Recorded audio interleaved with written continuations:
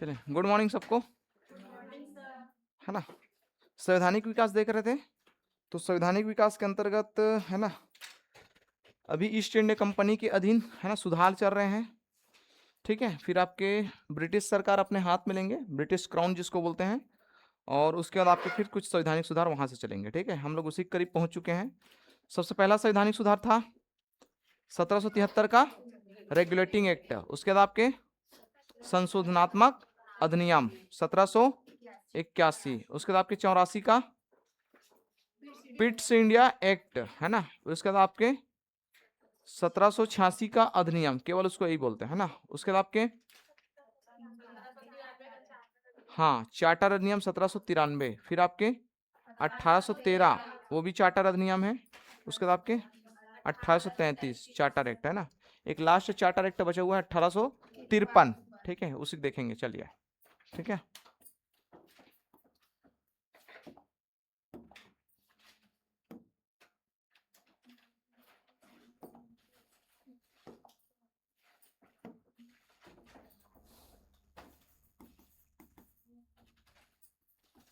Charter act 1853।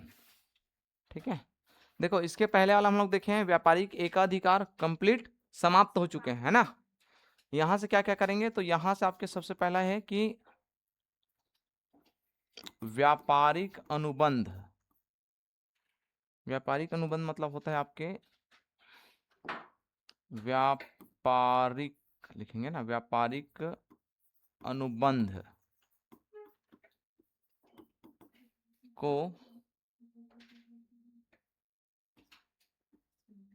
है ना, जो 15 साल 20 साल के लिए जो अनुबंध करते थे ना, उसको समाप्त कर देंगे और आजीवन कर दिया ना। तो व्यापारिक है ना अनुबंध को आपके आजीवन आजीवन बढ़ा दिया गया। मतलब ये है कि जब तक आपकी ईस्ट इंडिया कंपनी रहेगी तब तक क्या कर सकते हैं, ये व्यापार कर सकते हैं ना, बढ़ा दिया गया। तो पहला पॉइंट ये करेंगे आपके आजीवन। ठीक है, दूसरा आपके क्या है, ये बढ़ाए तो गए थे लेकिन निर्देश भी दिए गए थे कि भाई आप लोगों के जो व्यापारिक काम है ना उसको हम लोग अपने हाथ में ले सकते हैं ना। तो दूसरा आपके है व्यापारिक मामले को कंपनी से हटाकर हटाकर क्या करेंगे, क्राउन, क्राउन मतलब ब्रिटिश क्राउन, अपने अधीन कर सकते हैं, अधीन कर सकते हैं। ये निर्देश थे ये। ठीक है, क्यों दिए गए थे निर्देश, क्योंकि भाई उनके अत्याचार बढ़ रहे थे दिन के दिन। तो उनको ये स्पष्ट निर्देश थे कि ठीक से तुम लोग काम करो, नहीं तो हम लोग क्या कर सकते हैं, तुम्हारे जो जितने भी काम कर रहे हैं वो सारे काम हम लोग अपने हाथ में ले लेंगे। ठीक है, तो ये आपके किए भी गए। ठीक है, नेक्स्ट आपके देखेंगे। ठीक है, इस समय आपके और क्या क्या किए हम लोग जो इम्पोर्टेंट है। हाँ, सबसे पहले बार आपके प्रशासनिक एवं विधायी कार्यों को है ना यहाँ पास आपके अलग किया गया। ठीक है, इस समय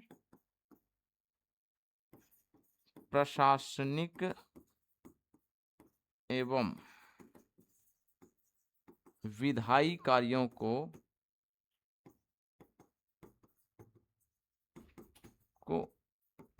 अलग किया गया।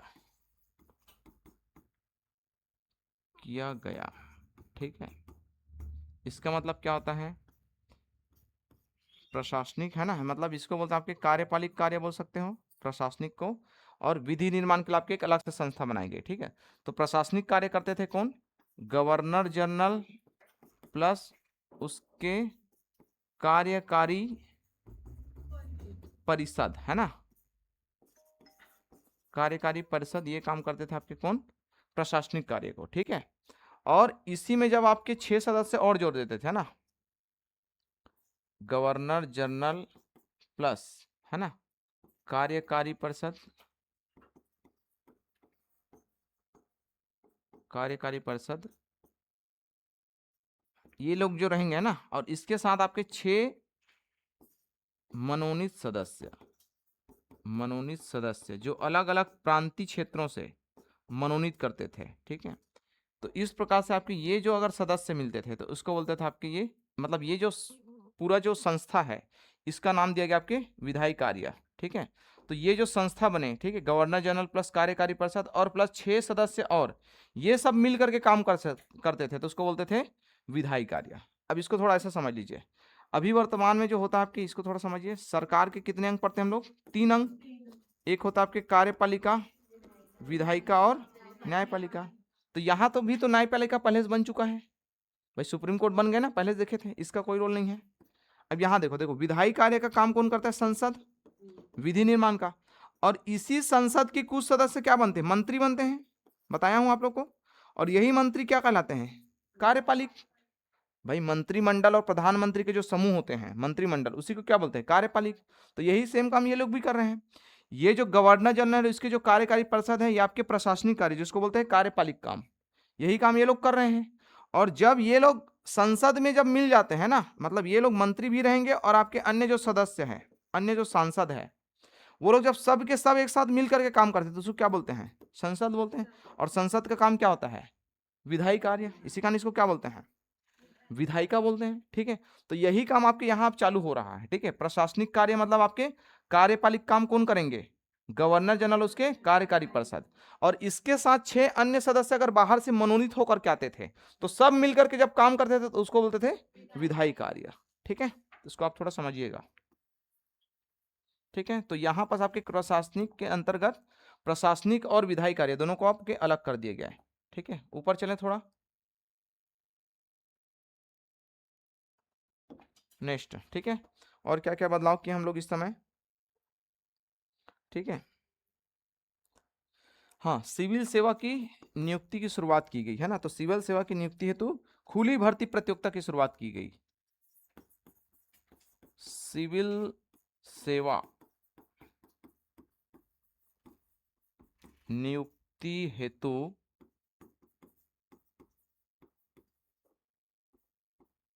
खुली भर्ती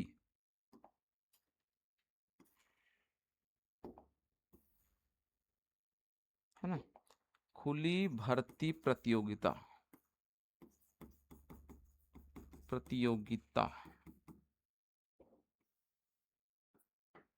खुली भर्ती प्रतियोगिता है ना, प्रतियोगिता है ये ना, प्रतियोगिता,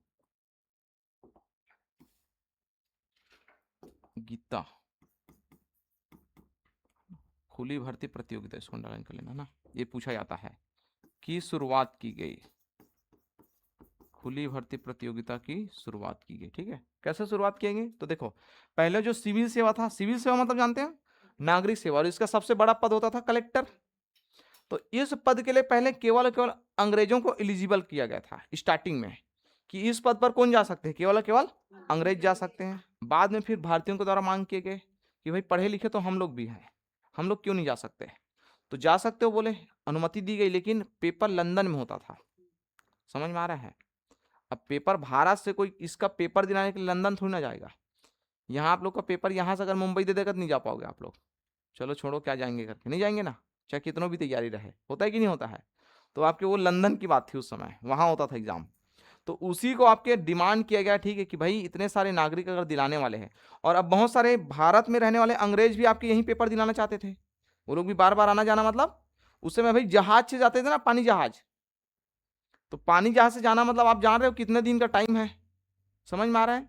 तो उस कंडीशन से बचने के लिए आपके भारत में आपकी ये प्रतियोगिता की चालू की गई, मतलब परीक्षा शुरुआत की गई, और इसमें आपके भारतीयों को भी शामिल किया गया। और खुली का मतलब आपके सबके लिए, अंग्रेज भी शामिल होंगे, भारतीय भी शामिल होंगे, है ना। जो एलिजिबल रखते हैं वो आपके पेपर दिला सकते थे। समझ में आ रहा है? तो ये चालू किया गया आपके खुली भर्ती प्रतियोगिता। नेक्स्ट चलिए आपके, ठीक है, क्या किया हम लोग, ठीक है।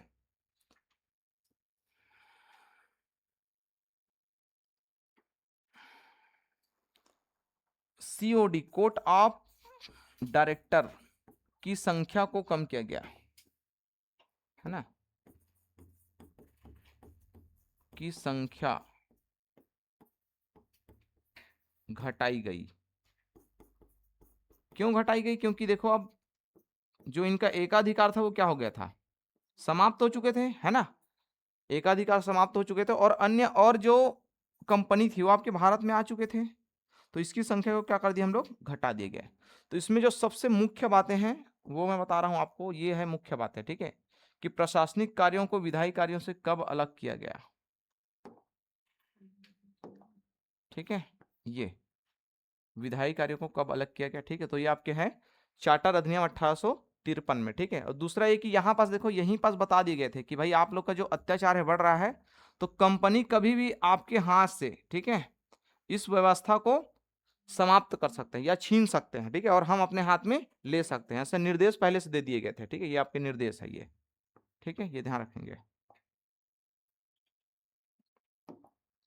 ठीक है।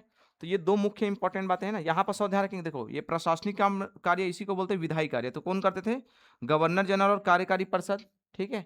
और एक आपके और सदस्य इसमें जोड़े गए थे ना, उस सदस्य का नाम है भाई, एक विधि सदस्य भी होते थे इसमें ना, देखो गवर्नर जनरल एक, चार अन्य सदस्य और एक आपके विधि विधि निर्माण के जो सदस्य थे। इसके पहले वाला में हम लोग देखे आपके विधि आयोग, ठीक है, तो उसके जो एक व्यक्ति थे उनको आपके विधि सदस्य के रूप में इसमें शामिल करते थे। तो ये लोग होते थे आपके 6 लोग, ठीक है। तो ये लोग होते थे आपके 6 लोग और ये लोग होते थे आपके 6 और ये प्लस 6, टोटल कितने हो गए, 12 लोग, है ना। विधायी कार्य के लिए आपके 12 लोग और ये लोग 6 लोग होते थे, है ना। तो इसको भी थोड़ा ध्यान रखेंगे, ये 6 है, ठीक है, इधर भी आपके ये 12 लोग, ठीक है, ये। तो अब आप क्या थे, देखो 1853 हो गया, अब आपके आएंगे 1857 की क्रांति, ठीक है। तो क्रांति के बहुत सारे कारण हो सकते हैं, लेकिन मुख्य कारण थे इसी समय आपके एक अंग्रेज क्या थे, गवर्नर जनरल थे, जिसको बोलते हैं लॉर्ड डलहौजी, ठीक है। उसके जो हड़प नीति थी वो सबसे ज्यादा आपके भारतीयों को हताश किया है, या भारतीय राजाओं को सबसे ज्यादा तकलीफ दिए थे, हड़प नीति, ठीक है। डॉक्ट्रिन्स ऑफ लैप्स इसको बोलते हैं। मतलब हड़प नीति मतलब क्या होता है, आप लोग अभी इतिहास में पढ़ेंगे, ठीक है। कोई भी जो देसी रियासत होते थे, यदि उसके उत्तराधिकार नहीं है, उत्तराधिकार मतलब जानते हैं भाई, अगर हाँ राजा का अगर कोई पुत्र नहीं हुआ, अगर बाद में पुत्री हो गए, तो शासन कौन संभालेगा, ठीक है। तो वो अनुबंध किए गए किसके साथ, देसी रियासत के साथ, ठीक है, कौन, लॉर्ड डलहौजी, कि जिसके भी अगर कोई पुत्र नहीं होते हैं जिस भी राजा के, ठीक है, तो उसका जो शासन है हम अपने हाथ में ले लेंगे, इसको बोलते हैं आपके हड़प नीति, ठीक है। और इसके अंतर्गत आपके भारत के लगभग लगभग बहुत सारे जो रियासत थे, बड़े बड़े रियासत, उनको सबको शामिल कर दी गई। कुछ को आपके गलत नीति के माध्यम से शामिल किए गए थे, हड़प नीति के जब आपके गलत नीति, ठीक है, मतलब वहां आपके राजा के बेटा था तब भी इसको शामिल किया गया था, जैसे अवध है, ठीक है।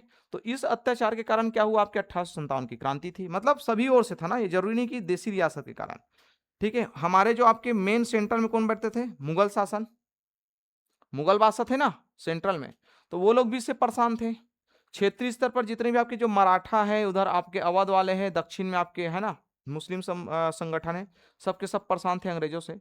तो सब एक साथ मिल करके फिर आपके क्या हुआ, 1857 की क्रांति हुई, ठीक है। इस क्रांति के जो प्रमुख नेता बनाए गए थे वो थे बहादुर शाह द्वितीय, जिसको जफर बोलते हैं, है ना, तो उसको बनाया गया था। और एक्चुअल में शुरुआत कहाँ से हुआ था, तो बैरकपुर छावनी से, ठीक है, वहां से आपके इसके चालू हुए थे। तो अब आप कहते हैं कि 1857 की क्रांति हो जाएंगे, क्रांति के बाद आपके देश में पूरा आपके परिवर्तन होंगे। अब ये लोग क्या करेंगे, जो अब तक के ईस्ट इंडिया कंपनी पूरा सरकार चलाती थी या शासन चलाते थे, ठीक है, या लोगों पर अत्याचार करते थे, उनको है ना हटा करके जो ब्रिटिश क्राउन है, जिसको बोलते हैं ब्रिटिश ताज, या वहां के राजा, इंग्लैंड के राजा, वो अपने अधीन कर लिए पूरा शासन को। अभी भी लेकिन व्यक्ति वही लोग रहेंगे ना, काम वही लोग करेंगे, लेकिन अब जो पूरा नियंत्रण किसके हाथ में चला गया, ब्रिटिश क्राउन के हाथ में, ठीक है। वहां से अब नियम कानून बन करके आएंगे। तो क्या क्या बदलाव किए वो हम देखते हैं आपके 1858 की, ठीक है, एक्ट में। 57 के बाद जस्ट 1 साल के बाद आपके सुधार किए गए, ठीक है। तो नेक्स्ट से चलते हैं आपके आगे, ये लिख लिए, चलिए, ठीक है। तो नेक्स्ट आप क्या आते हैं, कौन से नंबर का था ये, 9वां हुआ है क्या, 8वां 9वां है, देख लेना ना क्रम में, 9वां है शायद ये, है ना, 1858 का, ठीक है। इसको नाम दिया गया था भारत परिषद अधिनियम, ठीक है, भारत शासन अधिनियम सॉरी का भारत शासन एक्ट अधिनियम बोला गया था, 1858 का भारत शासन एक्ट। ठीक है, सबसे हाँ उसको बोलते हैं ना भारत शासन अधिनियम। इसको आप देखते हैं क्या क्या किया गया। तो सबसे पहले आपके कंपनी के शासन को समाप्त कर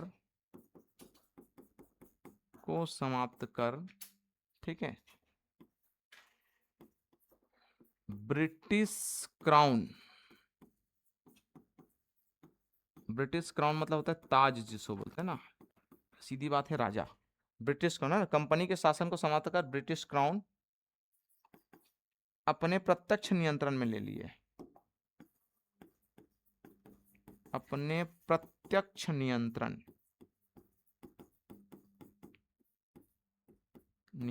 में ले लिए।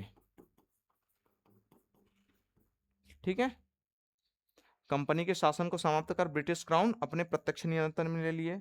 दूसरा आपके हैं गवर्नर जनरल के पद को क्या कर दिए गए, समाप्त कर दिए गए।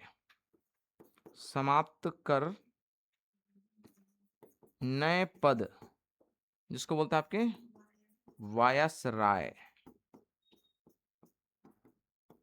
है ना, वायसराय, नए पद वायसराय सृजन किए। ठीक है, गवर्नर जनरल के पद को समाप्त कर नए पद वायसराय सृजन किए। ठीक है, तथा इसी के साथ लिखेंगे तथा इसके सहायता, है ना, ठीक है, या इसकी सहायता मत लिखो। ठीक है, क्योंकि एक पद और लाए गए थे हम लोग, एक नए पद जिसको बोलते हैं भारत सचिव। ठीक है, इसको अलग से लिख लेना। ठीक है, नए पद आपके वायसराय, या नए पद मत, गवर्नर जनरल के पद को समाप्त कर इसे वायसराय कहा जाने लगा, ऐसा बोल सकते हैं इसको, है ना। ये चलो लिख लो, कोई दिक्कत नहीं इसमें, है ना। फिर आपके दूसरा आपके हैं एक नए पद भारत सचिव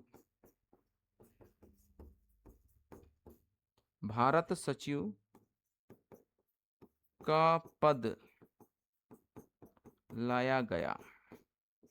ठीक है, एक नए पद भारत सचिव का पद लाया गया। ठीक है, तथा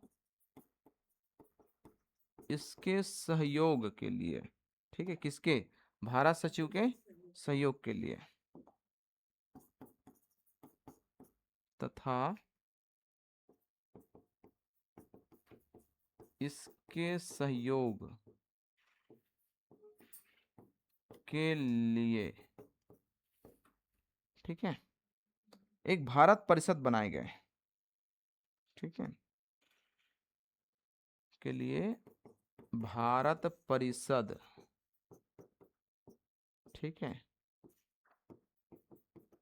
बनाए गए। ठीक है, तो यही भारत परिषद आपके कार्यकारी परिषद भी कहलाएंगे। ठीक है, ध्यान रखेंगे, भारत परिषद आपके कार्यकारी परिषद कहलाएंगे। ठीक है, आगे देखेंगे इसके बारे में।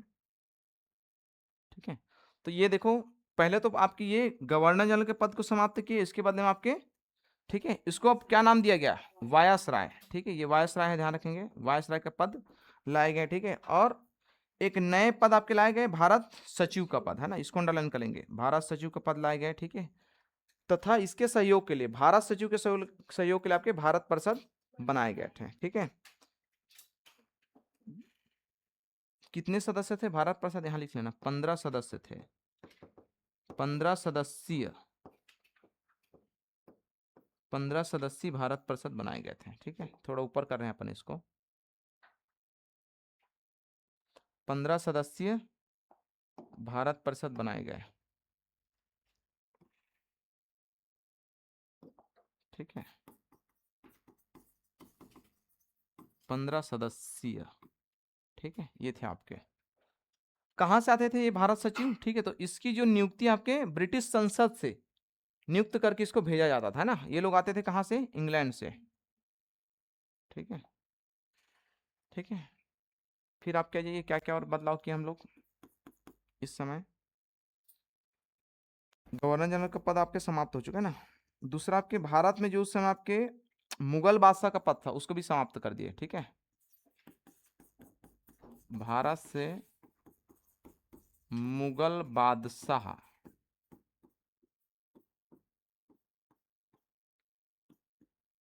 का पद समाप्त कर दिए गए, ठीक है। तो यहां से आपके मुगल बादशाह का पद समाप्त हो गए, ठीक है। तो जो मुगल उस समय जो थे दिल्ली में शासन करते थे, ठीक है, उनके पद को समाप्त कर दिए। क्यों? क्योंकि इसको आपके जेल हो गया। 1857 की क्रांति के बाद जो आपके बहादुर शाह जफर है ना द्वितीय, इसको आपके जेल हो गए थे। तो ये हम लोग 2-3 काम किए, सबसे इंपॉर्टेंट है ना। अच्छा, यहाँ पास लिख लेना आपके भारत के प्रथम वायसराय लॉर्ड कैनिंग, ठीक है, लिख लो। आपके इसी मेंशन करेंगे, यहीं पास कर लो, लॉर्ड कैनिंग ना, लॉर्ड कैनिंग भारत के, है ना। अब देखो, बंगाल का गवर्नर याद करते चलिए। पहले हम लोग पढ़े बंगाल का गवर्नर रॉबर्ट क्लाइव, बंगाल का गवर्नर जनरल वारेन हेस्टिंग, ठीक है, बंगाल का गवर्नर जनरल। उसके बाद आप क्या जाइए, बंगाल का, है ना, ये प्रथम है ना, ध्यान रखेंगे, प्रथम, ये भी आपके प्रथम। बंगाल के बाद आप क्या जाएंगे आपके भारत का प्रथम गवर्नर जनरल कौन, बताइए भाई। भारत का प्रथम गवर्नर जनरल, हाँ, लॉर्ड विलियम बेंटिंग, ठीक है, लॉर्ड विलियम बेंटिंग। उसके बाद आपके देखो, भारत का गवर्नर जनरल था। उसके बाद आपके पूछा जाता है भारत का अंतिम गवर्नर जनरल कौन हो जाएंगे भाई। भारत का प्रथम governor general lord William Bentinck. अब भारत का अंतिम गवर्नर जनरल, तो अंतिम गवर्नर जनरल यही है, लॉर्ड कैनिंग है, क्योंकि इसी कार्यकाल में 1857 की क्रांति हुई और ये पहले आपके प्रथम, है ना, मतलब अंतिम गवर्नर जनरल थे और इसी को पहला वायसराय बनाया गया, ठीक है। तो आपके फिर आप कह जाइए भारत का प्रथम वायसराय, तो आपके कौन, लॉर्ड कैनिंग, और यहां भी आपके लॉर्ड कैनिंग, ठीक है, इस प्रकार से। उसके बाद आप क्या जाइए, इसी में आपके, है ना, भारत का अंतिम वायसराय माउंटबेटन, माउंटबेटन। उसके बाद आप कहते हैं स्वतंत्र भारत के प्रथम एवं अंतिम वायसराय सी राजगोपालाचार्य। देख रहे हैं कितना सारा हो गया, क्या क्या बोला मैं। देखो, सबसे पहले आपके प्रथम बंगाल का प्रथम गवर्नर रॉबर्ट क्लाइव, उसके बाद आपके बंगाल का प्रथम गवर्नर जनरल वारेन हेस्टिंग। उसके बाद आपके हैं ये गवर्नर जनरल के पद को आपके बंगाल के नाम से फिर चेंज करके भारत के नाम से किया गया, तो भारत का प्रथम governor general lord William Bentinck, ठीक है। फिर आपके भारत के अंतिम गवर्नर जनरल लॉर्ड कैनिंग, यही, ठीक है। और यही आपके लॉर्ड कैनिंग अंतिम गवर्नर जनरल भी है भारत के, और ये प्रथम वायसराय भी हुए। तो भारत के प्रथम वायसराय लॉर्ड कैनिंग। उसके बाद आपके भारत के अंतिम वायसराय माउंटबेटन, ठीक है, 1947 में, क्योंकि माउंटबेटन योजना के तहत आपके भारत और पाकिस्तान का विभाजन हुआ है, ठीक है।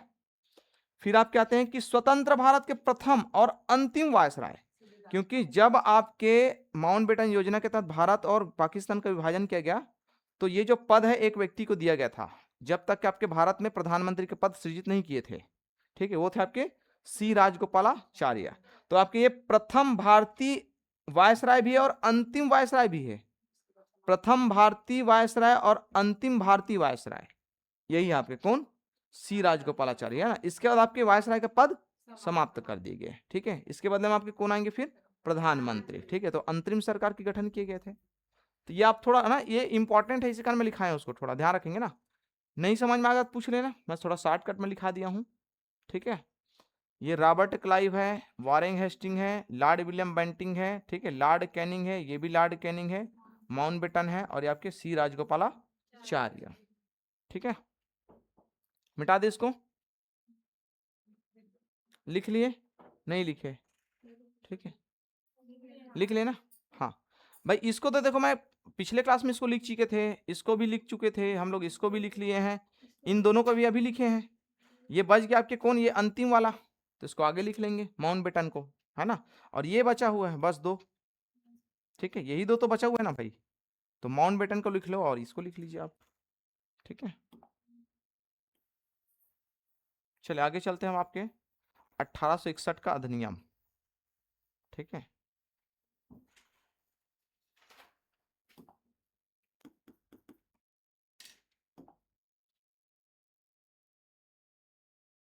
ठीक है, 1861 का अधिनियम, क्या क्या बदलाव हम लोग करेंगे, ठीक है। तो यहाँ आप लिखिए, आपके ये 10वां नंबर है आपका, कमिंग कमिंग कमिंग, ठीक है। 1861 का भारत परिषद, भारत परिषद एक्ट, ठीक है। तो ऊपर में हम लोग देखिए भारत परिषद बनाए ना, इसी के नाम पर ये एक्ट बोल दिया, भारत परिषद एक्ट, ठीक है।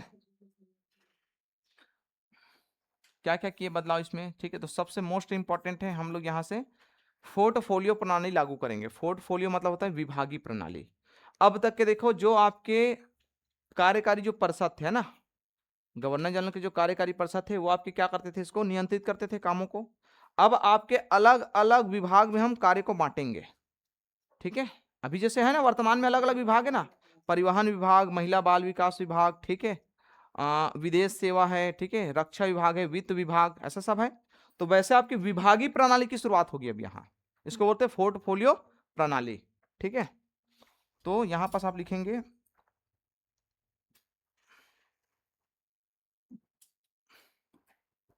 या पहला पॉइंट लिखो ना, विधान परिषद में मनोनयन सदस्य की संख्या बढ़ा करके 6 से 12 कर दी गई।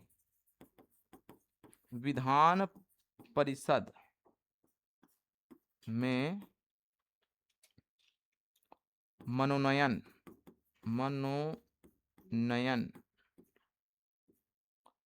सदस्य संख्या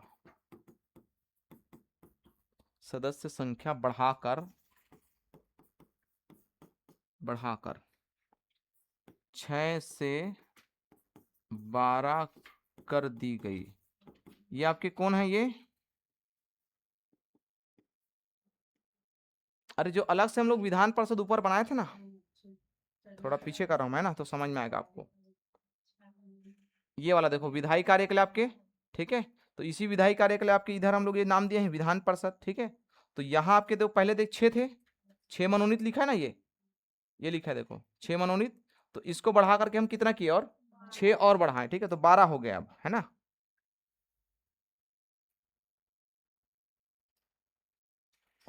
ठीक है, तो यहां से आपके 6 से बढ़ा करके हम लोग 12 कर दिए। वहां भी लेकिन 12 लिखा है, इसका मतलब क्या है, वो पहले के इस क्षेत्र, हाँ, गवर्नर जनरल के जो आपके अन्य सदस्य थे उनको मिला करके 12 लिखा है ना। तो यहाँ आपके केवल ये मनोनीत सदस्य संख्या 12 हो गए, वहां केवल 6 था। हाँ, टोटल आपके आप 18 हो जाएंगे इसमें, ठीक है।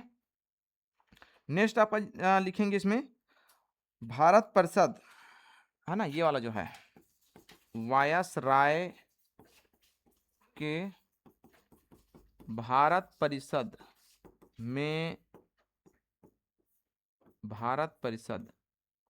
में भी, ठीक है, हाँ, तो जो कार्य का विधायिका बनाए होंगे उसमें वो आएगा, वायसराय आएगा, नहीं नहीं, ये वायसराय नहीं है, ये आपके कौन से वायसराय आएगा बोले, हम्म,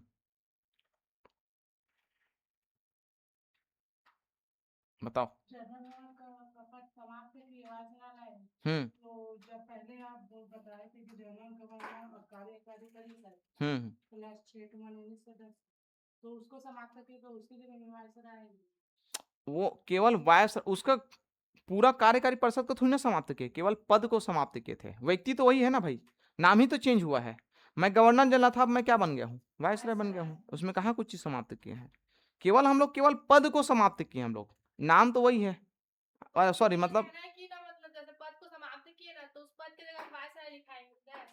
हाँ हाँ, तो वायसराय ही तो, कहाँ तो गवर्नर जनरल कहाँ लिखे हम लोग। हाँ, अब उसको अब हम लोग वायसराय बोलेंगे अब, है ना, गवर्नर जनरल को अब, ठीक है। विधान परिषद में मनोनयन सदस्य की संख्या बढ़ा करके हम लोग 6 से 12 कर दिए, ठीक है। उसके बाद आपके भारतीय परिषद जो बनाए गए ना, ये भारतीय परिषद किसके लिए था, सचिव के सहयोग के लिए बनाए गए थे, ठीक है। तो सचिव के सहयोग के लिए जो बनाए गए थे, अब इसमें भी आपके भारतीय सदस्यों को इसमें शामिल करेंगे अब, ठीक है। इसको थोड़ा इधर लिखते हैं, ठीक है। भारतीय परिषद में भी, ठीक है, भारतीय सदस्यों को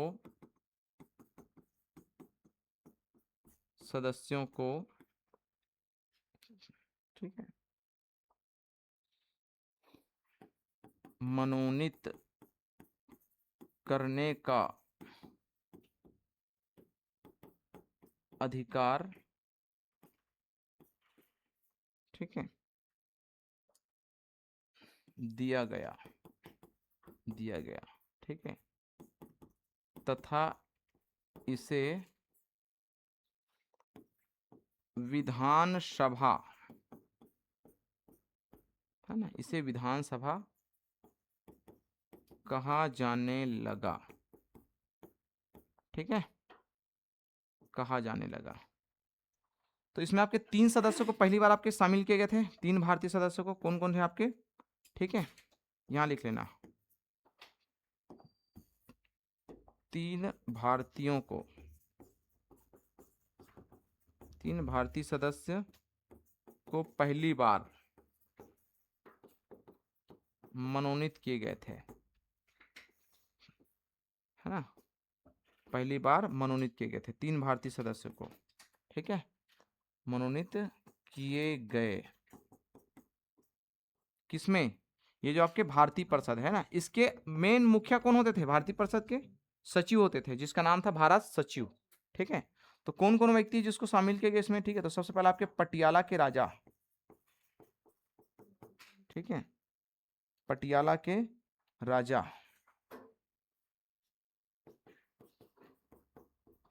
दूसरा आपके है अवध के राजा,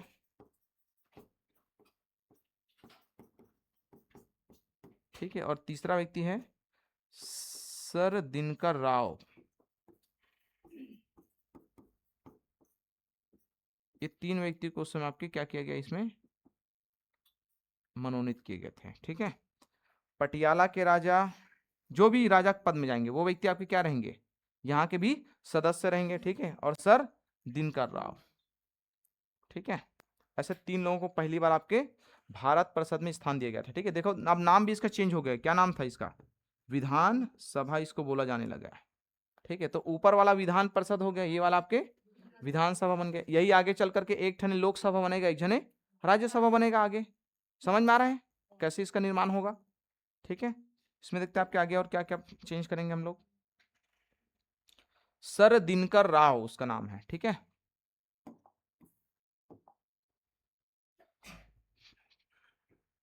ठीक है, उसके बाद आपके, हाँ, इसमें जो मोस्ट इंपॉर्टेंट वो है आपके, यहां लिखेंगे वायसराय को अध्यादेश जारी करने की शक्ति दी गई।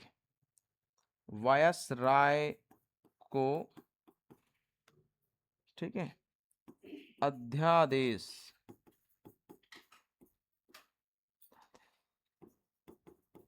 जारी करने या लागू करने बोल सकते हैं, जारी करने की शक्ति दी गई, ठीक है। वायसराय को अध्यादेश जारी करने की शक्ति दी गई, ठीक है। तो उसमें आप ध्यान रखेंगे कि ये होता क्या है, अध्यादेश मतलब क्या होता है। तो अध्यादेश एक क्या है, कानून है, ये कानून है, ठीक है। और ये आपके 6 माह तक प्रभावी हो सकते हैं, तक प्रभावी होते हैं, अभी अध्यादेश कौन जारी कर सकता है? संविधान के अनुसार भारत के राष्ट्रपति और राज्य स्तर पर राज्यपाल। ठीक है, थोड़ा समझिए अध्यादेश को। ठीक है, देखो फिर से हम लोग वहीं चलेंगे, कहाँ? संसद में। संसद के कितने अंग? 3 अंग है ना, एक आपके लोकसभा, राज्यसभा और प्रेसिडेंट। ठीक है, तो अध्यादेश मतलब होता है कानून। जैसे उदाहरण के रूप में है ना, अभी मान के चलो आपकी सरकार है, ठीक है, सरकार को कोई कानून बनाना है जो बहुत अनिवार्य है अभी, और संसद का आप जानते हो 3 सत्र चलते हैं, शीतकालीन सत्र, ठीक है, मानसून सत्र और बजट सत्र। 3 ही सत्र होता है ना भाई। अभी आपके मानसून सत्र चालू है, आपको पता है संसद का कल से, पता है कि नहीं आप लोग को?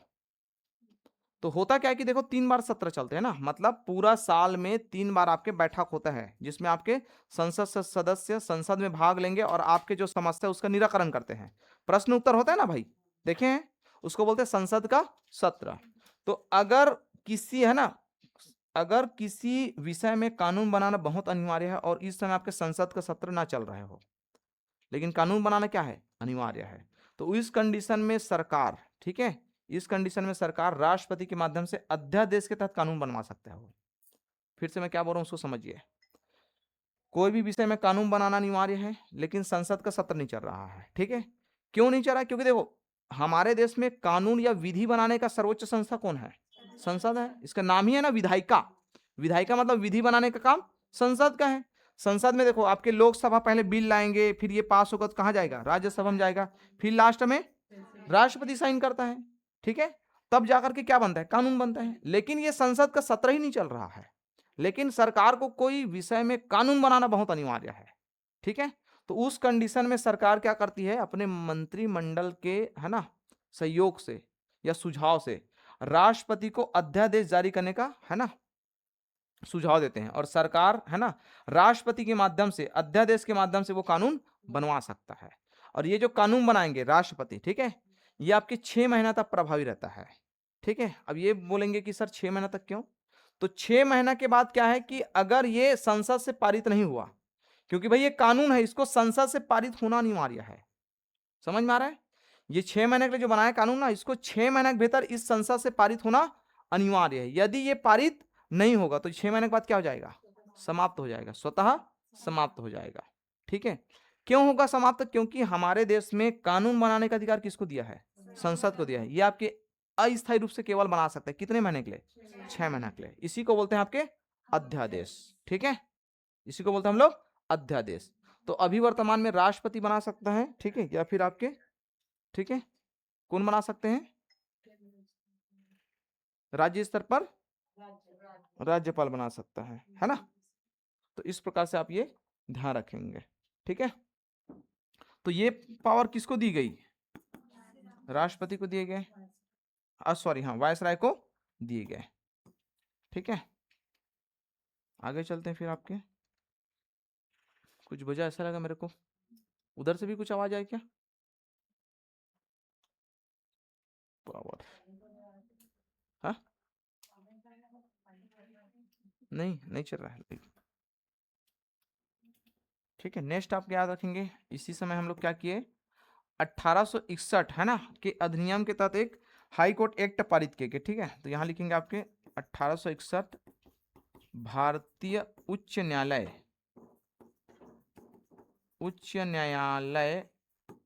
अधिनियम या एक्ट लाए गए, एक्ट लाए गए। ठीक है, तथा इसी एक्ट के तहत हम लोग क्या करेंगे? 3 हाई कोर्ट की स्थापना किएंगे, है ना। एक्ट लाए गए तथा इसके तहत लिख लेना, इसके तहत 3 हाई कोर्ट की स्थापना की गई। ठीक है, क्या किया हम लोग? इसी एक्ट के अंतर्गत 1861 में भारतीय उच्च न्यायालय अधिनियम हम लोग लाए ये। ठीक है, और इसके अंतर्गत हम लोग 3 हाई कोर्ट बनाए हैं। ठीक है, पहला आपके कहा? कलकत्ता में।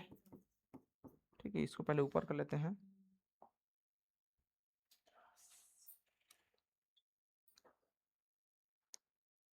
ठीक है,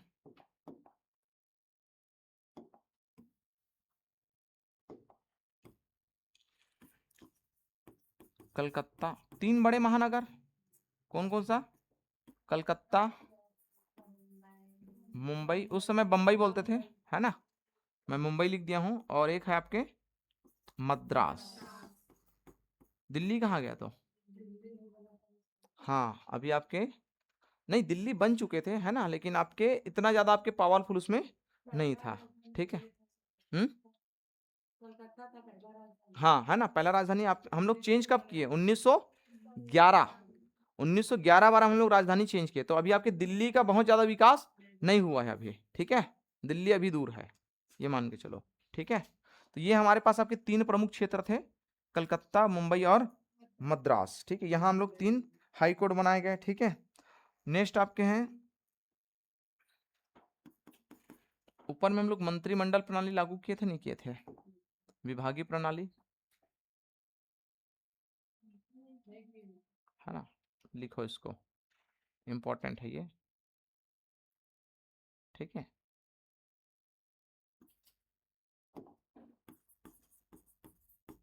पहली बार, ठीक है, लॉर्ड कैनिंग, क्योंकि इस समय कौन थे? वायसराय, लॉर्ड कैनिंग द्वारा विभागीय प्रणाली, विभागीय प्रणाली, है ना, जिसको बोलते हैं आपके पोर्टफोलियो, पोर्टफोलियो,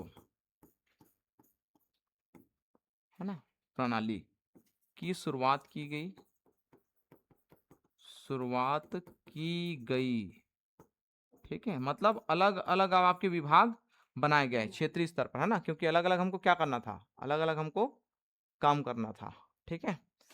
तो विभागीय प्रणाली की शुरुआत की गई, ठीक है। दूसरा आपके हैं, इसी समय हम लोग क्या किए, जो मद्रास और जो मुंबई थे उसको हम लोग फिर से बंगाल के अधीन किए थे, उसको पुनः हम लोग स्वतंत्र कर देंगे, ठीक है। तो इसी एक्ट में लिखेंगे, इसी एक्ट में पुनः मुंबई एवं मद्रास को, ठीक है, कानून बनाने के संदर्भ में हम क्या कर देंगे, इसको स्वतंत्र कर देंगे ना, को कानून बनाने का अधिकार अपने प्रांतीय क्षेत्र में, है ना, को कानून बनाने का अधिकार देकर, अधिकार देकर, ठीक है, बंगाल प्रांत से मुक्त कर देंगे,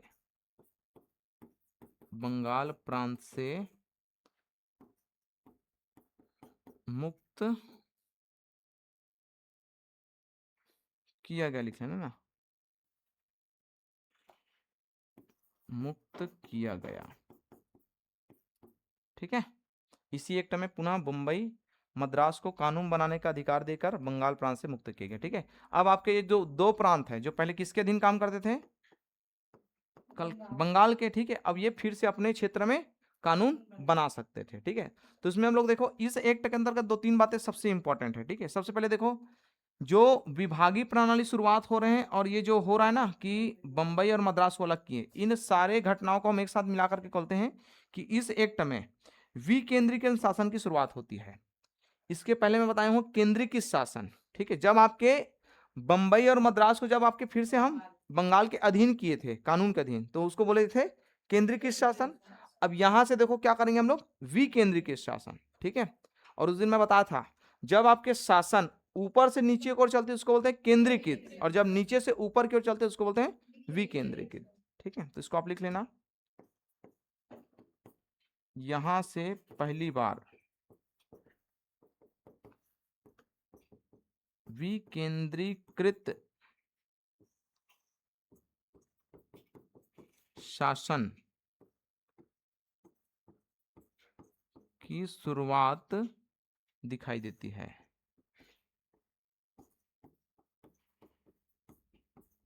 दिखाई देती है, ठीक है, विकेंद्रीकृत शासन की शुरुआत दिखाई देती है यहां से, है ना। तो ये मोस्ट इंपॉर्टेंट है, ध्यान रखेंगे, जो केंद्रीकृत पढ़ा था उसी के विपरीत आपकी ये विकेंद्रीकृत, है ना। भाई विभागीय प्रणाली चालू हो गया, मतलब अलग अलग विभाग में इसको बांट दिए गए, ठीक है। और विभाग के मंत्री होते थे, वो मंत्री अपने अधिकार क्षेत्र में काम करते थे, ठीक है। तो ये जो अधिनियम है मोस्ट इंपॉर्टेंट है, ध्यान रखेंगे क्या क्या हम लोग किए, देखो ठीक। अब देखो यहीं से ना 1860 में पहली बार बजट भी पेश हो चुका था, ठीक है। हालांकि इसमें बजट का अधिकार वो नहीं किए हम लोग मेंशन, लेकिन जब मैं इकोनॉमिक्स पढ़ाया आप लोग को तो बताया हूँ 1860 में भारत का पहला बजट, ठीक है, यहां से पहला बजट आ चुका था। तो इसमें आपको याद क्या क्या करना है, अध्यादेश मोस्ट इंपॉर्टेंट है, ठीक है। दूसरा आपके विकेंद्रीकृत, ठीक है, और 3 हाई कोर्ट। ये 3 चीज को आपको बहुत अच्छे से याद रखना है। इसमें क्या क्या बोला हूं मैं, अध्यादेश 1861 में, ठीक है। दूसरा आपके विकेंद्रीकृत शासन, और तीसरा आपके 3 हाई कोर्ट की स्थापना, ठीक है। ये 3 चीज, ठीक है। विकेंद्रीकृत को आप ऐसे याद रखेंगे ना कि विभागीय प्रणाली की शुरुआत की गई, पोर्टफोलियो, ठीक है, ऐसा। तो ये तीनों चीज को अच्छे से याद रखेंगे, मोस्ट इंपॉर्टेंट है ये,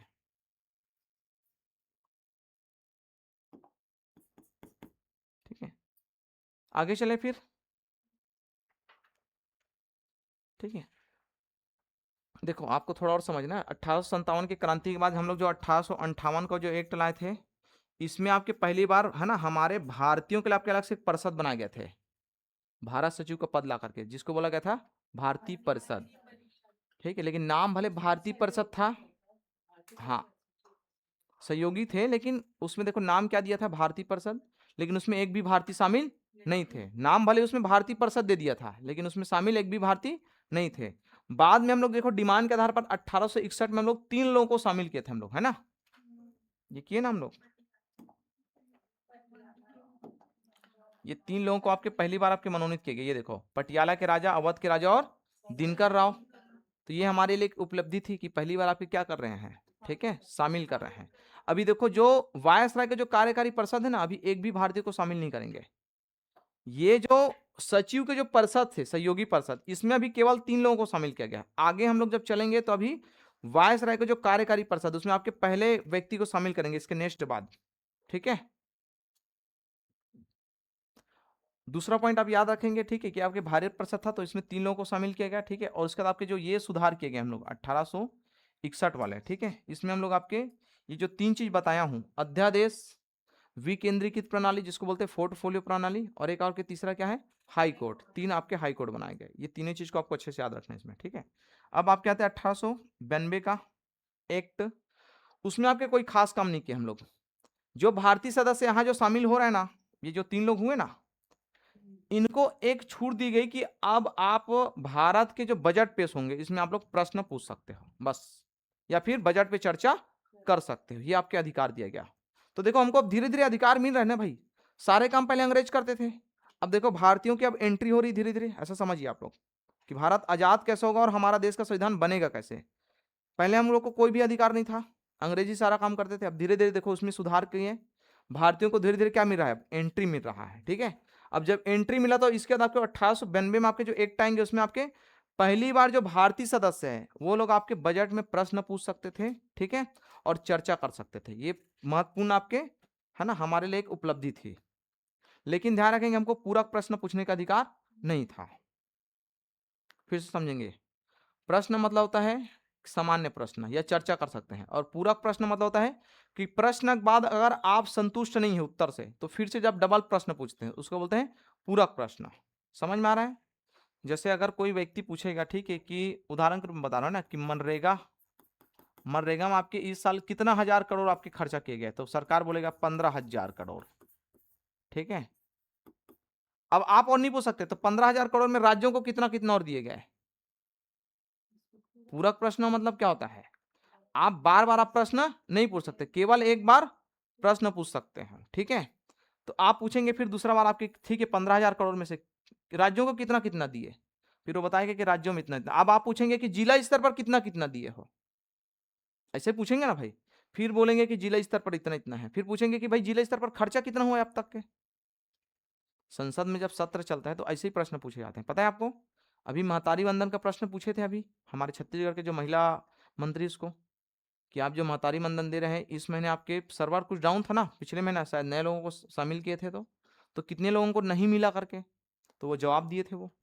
समझ में आ रहा है। तो ऐसे तो प्रश्न मतलब एक ही बार पूछ सकते हैं और चर्चा कर सकते हैं, लेकिन हम लोग पूरा प्रश्न पूछने का अधिकार हमको नहीं दिया गया था। ठीक है, तो उसको लिखिए। चलिए आगे चलते हैं हम लोग। 1892 का एक्ट है ना,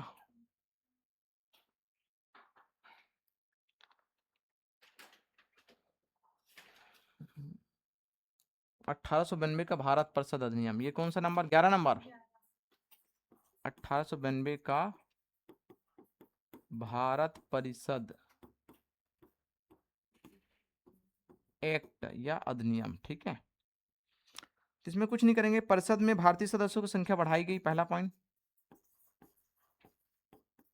परिषद में भारतीय सदस्य या सदस्यों की संख्या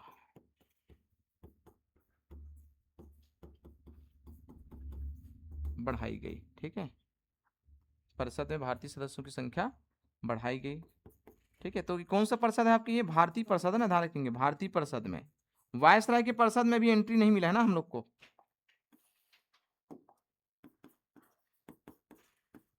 ठीक है, दूसरा आपके देखो, बारिश हो रहा है क्या सर? ठीक है, बजट पर चर्चा करने एवं प्रश्न पूछने का अधिकार, प्रश्न पूछने का अधिकार पहली बार भारतीय सदस्यों को दिया गया है। पहली बार भारतीय सदस्यों को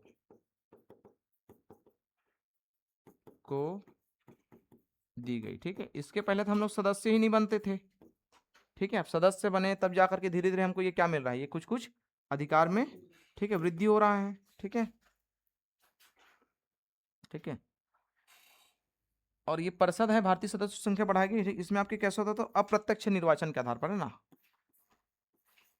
इसको ऐसा लिख लेना, अप्रत्यक्ष निर्वाचन। ठीक है, मतलब कुछ गिने चुने लोगों के द्वारा आपके इसको निर्वाचित करते थे। तो अप्रत्यक्ष निर्वाचन से आपके सदस्यों को हम लोग एंट्री देते थे या बढ़ाते थे। ठीक है, तो ये हमारे लिए एक बहुत बड़ी उपलब्धि थी। ठीक है, पूरक प्रश्न पूछने का अधिकार भले हमको नहीं था, लेकिन कम से कम हम लोग बजट पर चर्चा कर सकते थे। ठीक है, और प्रश्न पूछ सकते थे, है ना। तो बजट पर चर्चा करना एवं प्रश्न पूछने का अधिकार हमको दिया गया, लेकिन पूरक प्रश्न का अधिकार नहीं था, ये ध्यान रखेंगे ना। यहाँ पर चाहे तो आप लिख लेना, पूरक प्रश्न नहीं, ये लिख लो आपके, पूरक प्रश्न पूछने का अधिकार नहीं, पूछने का अधिकार नहीं था अभी भी। ठीक है, तो कोई बात नहीं, यहां नहीं था लेकिन आगे मिल जाएगा अभी। इसके जस्ट बाद वाले आपके एक्ट है वो आएंगे आपके 1909, और वो सबसे ज्यादा है ना। अब इधर जो पढ़ेंगे 4 अधिनियम, 1909, 1919 और 1935 और 1947, 4 और बचा है, और चारों मोस्ट इंपॉर्टेंट है वो। ठीक है, इधर का जितने भी पढ़े वो खास तो था, लेकिन इधर वाले ज्यादा इंपॉर्टेंट है। ठीक है, तो आप थोड़ा याद करते चले जाइए ना। सबसे पहले था 1773, फिर आपके 1781, 1784, 1786, ठीक है, 1793, 1813, 1833, 1853, फिर 1858, 1861, फिर 1892। इतने सारे एक्ट हम लोग पढ़ चुके हैं, है ना। आपको देखो पूरा डिटेल नहीं पढ़ना है, एक एक चीज जो एकदम इंपॉर्टेंट फैक्ट है उसको आपको ज्यादा ध्यान देना है। जैसे अभी मैं इसके ऊपर वाले में बताया था, पढ़े हम लोग बहुत सारे, लेकिन आप याद आपको केवल 3 चीज को करना है, अध्यादेश को, हाई कोर्ट को, ठीक है, और केंद्रीय कृषि शासन। ठीक है, ऐसे ही आपके इक्का दुक्का याद करना जो इंपॉर्टेंट है। जैसे सबसे पहला वाला जो पढ़े ना, 1773 रेगुलेटिंग एक्ट है, इसमें आपको केवल याद करना है हाई कोर्ट की स्थापना, क्योंकि यही पूछा जाता है। ठीक है, 1773, सॉरी हाई कोर्ट नहीं, सुप्रीम कोर्ट, सुप्रीम कोर्ट की स्थापना को। तो ऐसे क्या है, सबको याद नहीं करने, लेकिन पढ़ना सबको एक बार, याद, लेकिन जो इंपॉर्टेंट फैक्ट है उसको थोड़ा ज्यादा ध्यान रखना है, पेपर में आपको इंपॉर्टेंट फैक्ट ही पूछे जाते हैं, ठीक है। चलिए फिर ठीक, थैंक यू फिर, है ना, आगे देखेंगे कल, है ना, 4 जो बज गए उसको, ठीक है।